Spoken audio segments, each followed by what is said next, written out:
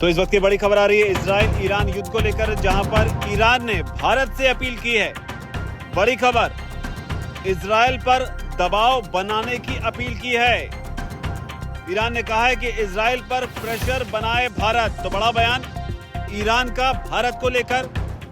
इसके अलावा पाकिस्तान को लेकर भी ईरान ने बड़ा बयान दिया है।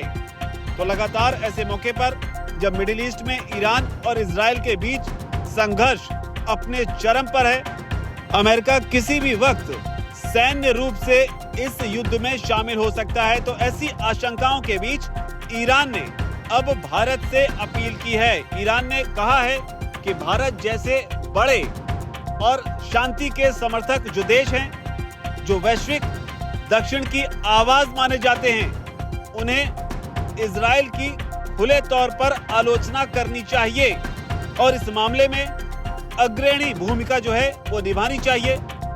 ईरान ने साथ ही ये भी कहा है कि अगर इजराइल के अक्टूबर में हमास के खिलाफ शुरू किए गए हमले के दौरान ही वैश्विक स्तर पर इसकी निंदा की गई होती, तो वो कभी भी ईरान जैसे सॉवरेन कंट्री पर हमला करने की हिमाकत नहीं करता।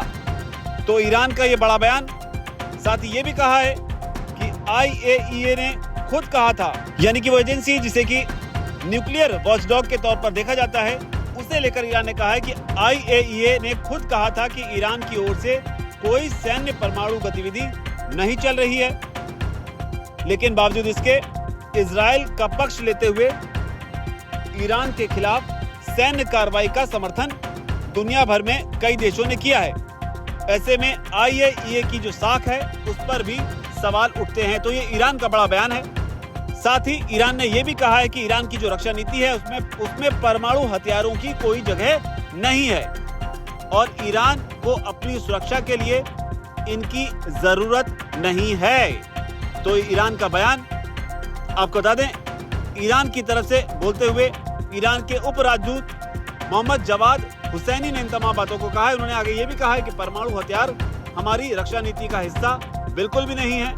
हम अपनी सुरक्षा करने में पूरी तरीके से सक्षम हैं और हमें परमाणु हथियारों की कोई जरूरत नहीं है। तो ऐसे दौर में ये बयान दिया गया जब लगातार ये बात कही जाती रही कि ईरान परमाणु हथियारों को डेवलप करना चाहता है सीक्रेटली। कुछ ऐसी जगह हैं जहां पर इसे लेकर काम चल रहा है और इसी को लेकर ईरान ने नाराजगी जाहिर की और न सिर्फ नाराजगी जाहिर की बल्कि मिसाइलों के जरिए उन परमाणु ठिकानों को भी ध्वस्त किया, जिसके बाद युद्ध जैसे हालात जो हैं अब बन गए हैं। हालांकि इस दौरान ईरान की तरफ से जो तमाम बातें कही गई उसमें यह भी कहा गया कि जो कहा जा रहा है कि ईरान यूरेनियम को हथियारों के लिए इकट्ठा कर रहा है, ये दावे जो है पूरी तरीके से झूठे हैं।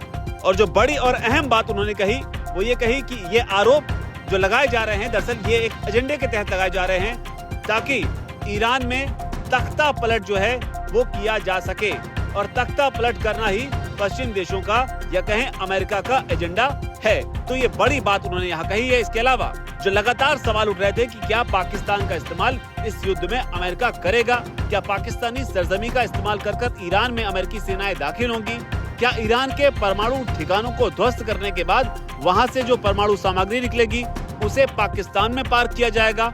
क्योंकि मुलाकात हुई मुनीर की और ट्रंप की और दावे किए गए कि इस लंच में इस तरह की चर्चा जो है वो ट्रंप और मुनीर के बीच हुई है और इसी कड़ी में ईरान ने इस पर भी बयान दिया है। ईरान की ओर से कहा गया है, हम उम्मीद करते हैं कि पाकिस्तान ऐसा कोई भी कदम नहीं उठाएगा और साथ ही उन्होंने ये भी उम्मीद की कि ईरान का साथ जो है वो पाकिस्तान देगा।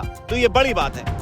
हालांकि जो गौर करने वाली बात है और सबसे चौंकाने वाली बात है वो ये है कि ईरान की ओर से कहा गया है कि हमारे पास अभी कुछ ऐसी क्षमताएं हैं जिनका इस्तेमाल हमने अभी तक नहीं किया है।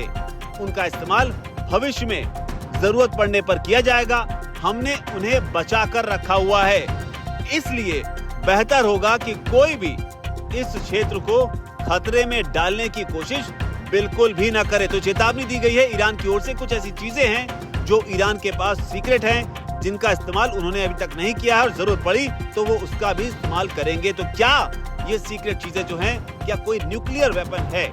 ये सवाल यहाँ से जरूर खड़ा हो सकता है जवाद हुसैनी के बयान के बाद। लेकिन जो बड़ी बात है वो ये है कि भारत को लेकर ईरान ने कहा है कि अब इजराइल पर भारत दबाव बनाए।